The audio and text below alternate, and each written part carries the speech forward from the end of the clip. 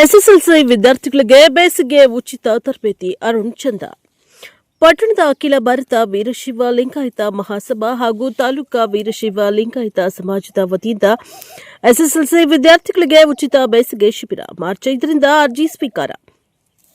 April 15ರಿಂದ ಆರಂಭವಾಗುವುದು ಎಂದು ಅಖಿಲ ಭಾರತ ವೀರಶೈವ ಲಿಂಗಾಯತ ಮಹಾಸಭಾದ ತಾಲೂಕಾ ಅಧ್ಯಕ್ಷರಾದ ಅರುಣ್ ಕುಮಾರ್ ಚಂದ ತಿಳಿಸಿದ್ದಾರೆ. ಮಾನ್ವಿ ಪಟ್ಟಣದ ಪ್ರವಾಸಿ ಮಂದಿರದಲ್ಲಿ ಹಮ್ಮಿಕೊಂಡಿದ್ದ ಪತ್ರಿಕಾಗೋಷ್ಠಿಯನ್ನು ಉದ್ದೇಶಿಸಿ ಮಾತನಾಡುತ್ತಾ, ಕಳೆದ ಬಾರಿ ವೀರಶೈವ ಲಿಂಗಾಯತ ಸಮಾಜದ ವಿದ್ಯಾರ್ಥಿಗಳಿಗೆ ಮಾತ್ರ ಈ ಶಿಬಿರವನ್ನು ಏರ್ಪಡಿಸಲಾಗಿದ್ದರೆ, ಈ ಬಾರಿ ಎಲ್ಲ ಜನಾಂಗದ ವಿದ್ಯಾರ್ಥಿಗಳಿಗೆ ಅವಕಾಶ ಕಲ್ಪಿಸಲಾಗಿದ್ದು, ಕನ್ನಡ ಮತ್ತು ಇಂಗ್ಲಿಷ್ ಮಾಧ್ಯಮದ ತಲಾ 100 ವಿದ್ಯಾರ್ಥಿಗಳಿಗೆ ತರಬೇತಿ ನೀಡಲಾಗುವುದು ಎಂದು ಹೇಳಿದ್ದಾರೆ.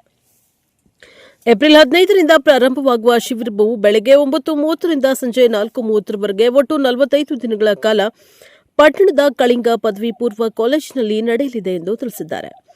ಮಹಾಲಕ್ಷ್ಮಿ ಸೂಪರ್ ಮಾರ್ಕೆಟ್ ಹತ್ತಿರ ಇರುವ ಅಖಿಲ ಭಾರತ ವೀರಶೈವ ಲಿಂಗಾಯತ ಮಹಾಸಭಾದ ಕಾರ್ಯಾಲಯ ಹಾಗೂ ಮಲ್ಲಿಕಾರ್ಜುನ ಚಿತ್ರಮಂದಿರ ಪಕ್ಕದಲ್ಲಿರುವ ಹೊಯ್ಸಳ ಇನ್ಫೋಟೆಕ್ ಕೇಂದ್ರಗಳಲ್ಲಿ ಅರ್ಜಿಗಳು ದೊರೆಯಲಿವೆ ಎಂದು ತಿಳಿಸಿದ್ದಾರೆ. ಈ ಕಾರ್ಯಕ್ರಮವನ್ನು ಸಣ್ಣ ನೀರಾವರಿ ವಿಜ್ಞಾನ ಮತ್ತು ತಂತ್ರಜ್ಞಾನ ಸಚಿವರಾದ ಎನ್ಎಸ್ ಬೋಸರಾಜು ಅವರು ಉದ್ಘಾಟಿಸಲಿದ್ದು, ವಿವಿಧ ಮಠಾಧೀಶರು ದಿವ್ಯ ಸಾನ್ನಿಧ್ಯ ವಹಿಸಲಿದ್ದಾರೆ. ತರಬೇತಿ ಅವಧಿಯಲ್ಲಿ ವಿವಿಧ ಮಠಾಧೀಶರು ಹಾಗೂ ಗಣ್ಯರು ವಿದ್ಯಾರ್ಥಿಗಳಿಗೆ ಅರಿವು ಮತ್ತು ಜಾಗೃತಿ ಮೂಡಿಸುವ ನಿಟ್ಟಿನಲ್ಲಿ ವಿಶೇಷ ಉಪನ್ಯಾಸಗಳನ್ನು ನೀಡಲಿದ್ದಾರೆ.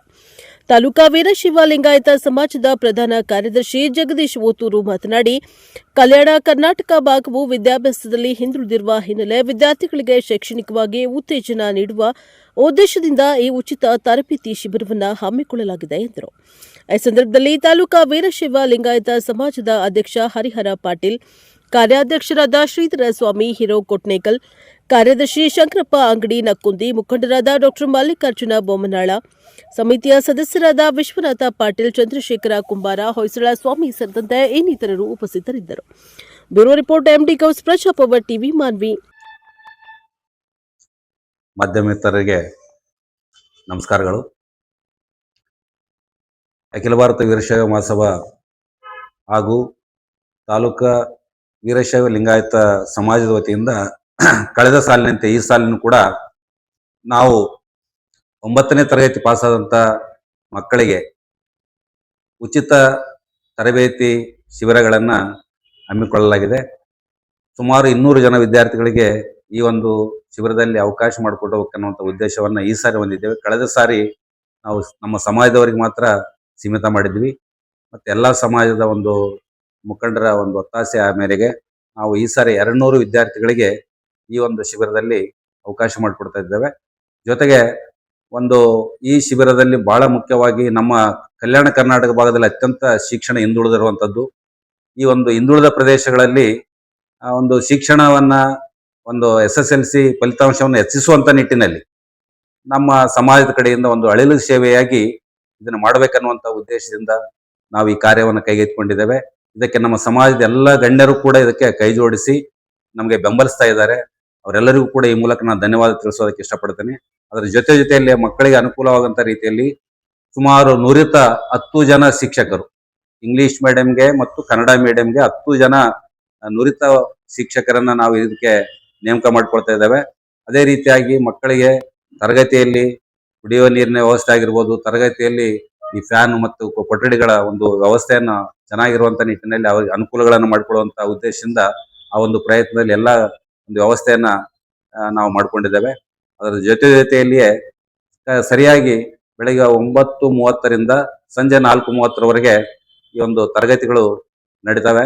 ಮತ್ತು ನಾವು ಒಟ್ಟಾರೆ 45 ದಿನಗಳ ಕಾಲ ಈ ಒಂದು ಉಚಿತ ತರಬೇತಿ ಶಿಬಿರ ಇರ್ತದೆ. ಆ ನಿಟ್ಟಿನಲ್ಲಿ ತಾಲೂಕಿನ ಎಲ್ಲ ಬಡ ಮಕ್ಕಳು ಮತ್ತೆ ಎಲ್ಲಾ ಸಮುದಾಯದವರು ಕೂಡ ಯಾರು ಪ್ರಥಮವಾಗಿ ಇಲ್ಲಿ ಇದಕ್ಕೆ ನೋಂದಣಿ ಮಾಡಿಸ್ಕೊಳ್ತಾರೆ ಅವರಿಗೆ ಅವಕಾಶ ಇರ್ತದೆ. ನಾವು ಸುಮಾರು 200 ವಿದ್ಯಾರ್ಥಿಗಳ ಅಂತೇಳಿ ಅನ್ಕೊಂಡಿದ್ದೇವೆ.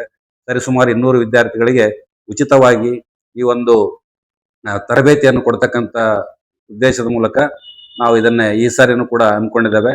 ಮುಂಬರುವ ದಿನಗಳಲ್ಲಿ ಇದನ್ನು ಇನ್ನೂ ಹೆಚ್ಚಿನ ಸಂಖ್ಯೆ ಮಾಡುವಂತ ಉದ್ದೇಶವೂ ಕೂಡ ನಮ್ದಾಗಿದೆ ಅನ್ನುವಂಥದ್ದನ್ನ ಹೇಳ್ತಾ, ಈ ಒಂದು ತರಬೇತಿ ಶಿಬಿರಕ್ಕೆ ಹೆಚ್ಚಿನ ಸಂಖ್ಯೆಯಲ್ಲಿ ಪ್ರಚಾರವನ್ನು ನೀಡೋದಕ್ಕೆ ತಾವೆಲ್ಲರೂ ಕೂಡ ನಮಗೆ ಕೈ ಜೋಡಿಸ್ಬೇಕಂತ ಹೇಳ್ತಾ ಮಾಧ್ಯಮ ಮಿತ್ರರಲ್ಲಿ ಮತ್ತೊಮ್ಮೆ ಕೈ ಜೋಡಿಸಿ ನನ್ನ ಮಾತುಗಳನ್ನು ಮುಗಿಸ್ತೇನೆ. ಧನ್ಯವಾದ. ಆತ್ಮೀಯ ಪತ್ರಿಕಾ ಬಳಗದ ಎಲ್ಲ ಮಿತ್ರರಿಗೆ ಮುಂಜಾನೆಯ ಶುಭಾಶಯಗಳು. ಇವತ್ತು ಅಖಿಲ ಭಾರತ ವೀರಶೈವ ಲಿಂಗಾಯತ ಮಹಾಸಭಾ ಮತ್ತು ತಾಲೂಕಾ ವೀರಶೈವ ಲಿಂಗಾಯತ ಸಮಾಜ ವತಿಯಿಂದ ಕಳೆದ ಬಾರಿ ವೀರಶೈವ ಸಮಾಜದ ವಿದ್ಯಾರ್ಥಿಗಳಿಗೆ ಸುಮಾರು 100 ಜನ ವಿದ್ಯಾರ್ಥಿಗಳಿಗೆ 9ನೇ ತರಗತಿ ಪಾಸ್ ಆದ ನಂತರ ಉಚಿತ ಬೇಸಿಗೆ ಶಿಬಿರವನ್ನ ಹಮ್ಮಿಕೊಳ್ಳಲಾಗಿತ್ತು ನಮ್ಮ ಎರಡು ಒಂದು ಗ್ರೂಪ್ಗಳಿಂದ.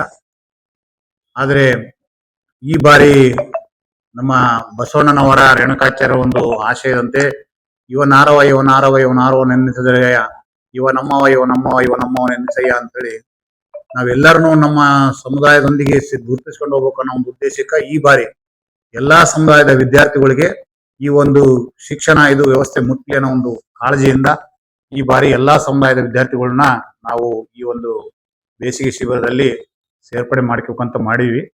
ಈ ಒಂದು ಸಂದರ್ಭದಲ್ಲಿ 100 ಜನ ಕನ್ನಡ ಸಬ್ಜೆಕ್ಟ್ನ ವಿದ್ಯಾರ್ಥಿಗಳು ಮತ್ತು 100 ಜನ ಇಂಗ್ಲಿಷ್ ಮಾಧ್ಯಮದ ವಿದ್ಯಾರ್ಥಿಗಳಿಗೆ ನಾವು ಅವಕಾಶ ಕೊಡೋಣ ಅಂತೇಳಿ ಅಂದ್ಕೊಂಡಿದ್ದೀವಿ.